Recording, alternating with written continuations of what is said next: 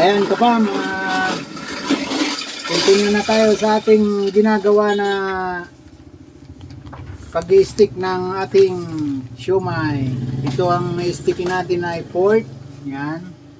Ngayon ay gawa ito ng Shipming Dimsum Corporation. Yan. Ito yung ating ginagawang ano ngayon. Kasi medyo masarap-sarap tong siomai na to. Kaya ito yung aming binibili na ready to ano.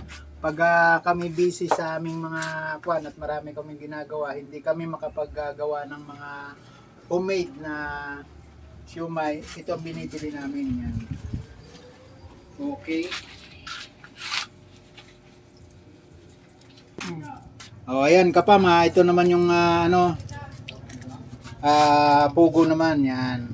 Ito yung ating gagawin pugo pakmining yan. At ito naman yung ating yelo, pangalo-halo. Yan, ginigiling na. Yan.